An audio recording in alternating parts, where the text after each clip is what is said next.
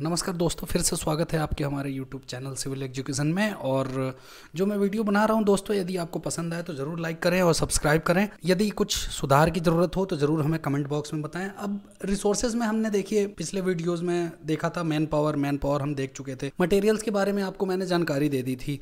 अब आते हैं थोड़ा सा मशीनरी के ऊपर। मशीनरी क्या क्या यूज होती है। अब सबसे पहले मशीनरी किस एक्टिविटी में यूज होती हैं, ये सबसे पहले जानना जरूरी है। अब देखिए, एक एक्सवेशन आता है। एक्सवेशन में एक्सवेटर होते हैं, JCB, Poclain, breaker, soil compactor, etc. और मैनुअल में फिर देखिए स्पेड आता है, पिकैक्स आते हैं, स्टील पैन आता है। फिर मशीनरी में वाइब्रेटर्स आते हैं जो कंक्रीटिंग के काम में आते हैं।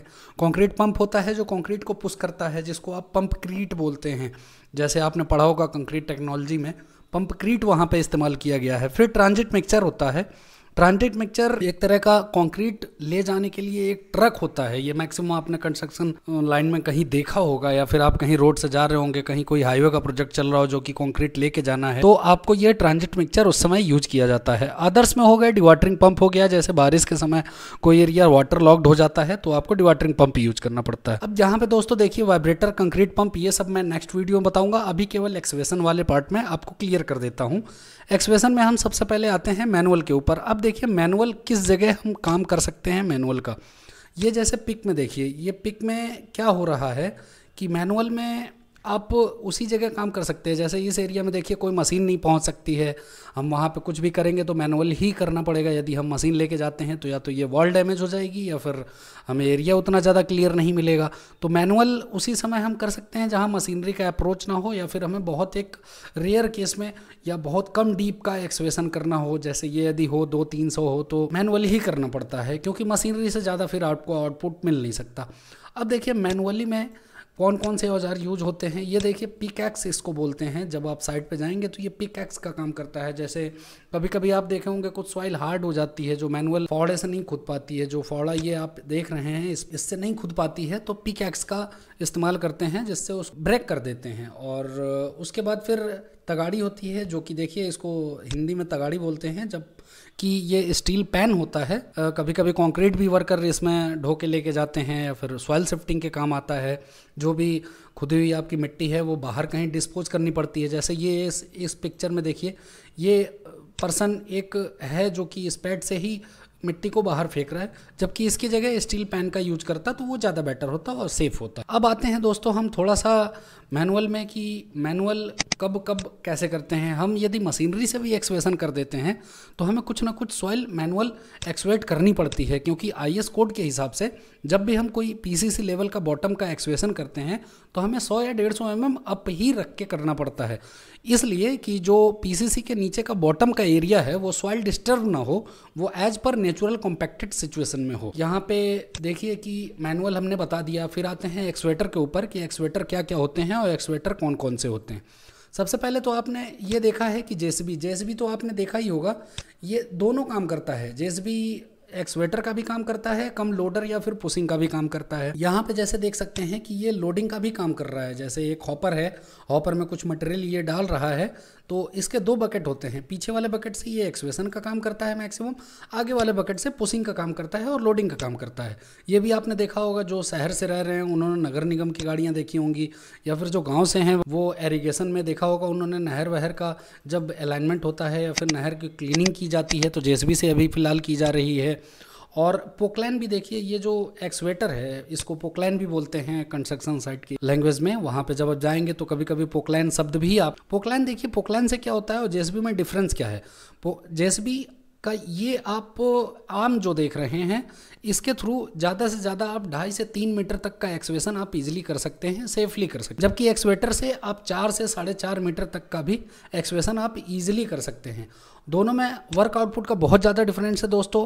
ये चीज़ ध्यान रखिएगा कि ये एक्सवेटर है, ये जो अपने एक्सिस पे ही रोटेट हो जाता है और सॉइल को उठा के डंपर में रखता है। डंपर या फिर इसको हाईवा बोलते हैं या टिपर भी बोलते हैं। अब यहाँ पे एक चीज़ बात आती है कि जेसीबी का आउटपुट बहुत कम होता है दोस्तों। जेसीबी उसी जगह लगाई जाती है जैसे कोई पतले ट्रेंच हो गए या फिर छोटा मोटा एक्सवेशन हो गया। हमेशा बड़े एक्सवेशन में एक्सवेटर ही यूज किए जाते हैं। हाईवा इनको मटेरियल शिफ्टिंग के मिट्टी जो ये एक्सवेट करेगा इसको कहीं शिफ्ट करने के काम आएगा, क्योंकि जहाँ आप एक्सवेशन करते हैं वहाँ तो कभी मिट्टी आप डंप नहीं कर सकते, इसलिए डंपिंग के लिए एक डंपिंग यार्ड बना होता है, सॉइल डंपिंग यार्ड, और उसमें फिर ये मिट्टी सारा हम डंप करते हैं और इकट्ठा करते हैं। और जब हमारा कोई स्ट्रक्चर कंप्लीट हो जाता है तो उसके बाद फिर हम उसी मिट्टी को दोबारा उठाते हैं और बैकफिलिंग में यूज करते हैं। अब कभी कभी आपके सामने ये सिचुएशन आती है कि जैसे कहीं आप एक्सवेशन कर रहे हैं, या हो सकता है बहुत हार्ड रॉक आ गया, या फिर आपको कोई पुरानी कंक्रीट मिल गई, कोई स्ट्रक्चर मिल गया, तो वो ईजिली एक्सवेटर से ब्रेक नहीं हो पाता है। उसके लिए ये ब्रेकर का इस्तेमाल होता है। ब्रेकर भी एक तरह का हाइड्रोलिक सिस्टम की ही मशीन होती है, जो कि ये एक निडल का काम करता है। ये आप देख रहे होंगे दोस्तों, यहाँ एक निडल लगा होता है। यहाँ हैमरिंग की वजह से क्या होता है कि थ्रस्ट लगता है किसी भी कंक्रीट या फिर किसी सॉलिड स्ट्रक्चर पे, और वो ब्रेक होता है धीरे धीरे।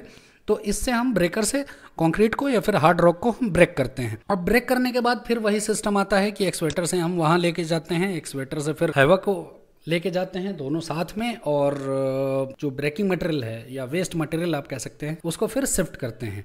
अब आते हैं दोस्तों कि हमने एक्सवेशन कर दिया। यहाँ पे एक्सवेशन का थोड़ा सा एक थंब रूल आपको बताऊं, किसी भी मशीन का आउटपुट, चाहे जेसीबी हो या फिर एक्सवेटर हो, दोनों का आउटपुट डिपेंड पड़ता है कि आपके हाइवा का रनिंग टाइम कितना है और कितने हाइवा हैं आपके पास। यदि हाइवा आप फुल पिकअप में रख रहे हैं, 4 से 5 रख रहे हैं, तो एक्सवेटर आराम से 70 से 80 MQ पर आवर आपको एक्सवेट करके दे सकता है। और बाकी आते हैं एक्सवेशन होने के बाद फिर बैकफिलिंग में। तो बैकफिलिंग होने के बाद तो आपको देखा ही होगा ये दोस्तों, जो रोलर कॉम्पैक्टर होता है नॉर्मल, यही यूज होता है आजकल के ज़्यादा कंस्ट्रक्शन वर्क में, क्योंकि स्टैटिक रोलर अभी बहुत कम यूज हो रहे हैं, जो कि रोड के होते हैं वर्क, उसी में यूज हो रहा है। बाकी मैक्सिमम आपको ये वाइब्रेटर मिलेंगे। इसके साइज़ भी छोटे बड़े होते हैं, ये छोटा भी होता है, और लोड इनका 4 से 8 टन के बीच में होता है। इसका मैकेनिज्म ये होता है कि ये स्टैटिक भी होता है प्लस वाइब्रेटर भी होता है। स्टैटिक्स मीन्स जैसे सिंपल यदि रोलिंग करनी है तो सिंपल रोल कर देते हैं, और यदि वाइब्रेटर का करना है तो एक मैकेनिज्म होता है, लीवर ऑन करने पे इसमें वाइब्रेट होता है इस रोलर में, जिससे सॉइल और अच्छी तरह से कॉम्पैक्ट होती है। अब आते हैं कि दोस्तों कहीं कहीं ये भी हो सकता, बड़े जो कॉम्पैक्टर हैं वो वहाँ नहीं जा पाते हैं, तो उस साइड पे हमें ये छोटा सा एक सॉइल कॉम्पैक्टर यूज करना पड़ता है, जो कि आप देख रहे हैं। इसको इलेक्ट्रिक होता है या फिर ये डीजल पेट्रोल भी हो सकते हैं। इनको कनेक्ट करके सॉइल पे जहाँ हम नहीं पहुँचा सकते मशीनरी को, वहाँ ये मैनुअली हाथ से पकड़ के पर्सन इनको चलाता है, ये चालू हो जाता है अपने आप। इसमें वाइब्रेटर भी होता है और ये वाइब्रेट भी होता है, साथ में ये रोलिंग भी होती रहती है। लेकिन ये दोस्तों ज़्यादा से ज़्यादा 200 डेप्थ तक आपका काम आ सकता है। उससे ज़्यादा आप करेंगे तो ऊपर की लेयर भले कॉम्पैक्ट हो जाती है, लेकिन नीचे की लेयर थोड़ी दिक्कत होती है। जबकि बड़े रोलर में आप 3 से 500 mm तक ईजिली आप रोल कर सकते हैं। इस वीडियो में दोस्तों बस इतना ही बताना चाहूँगा। आगे के लिए मुझे विदा दीजिए। धन्यवाद।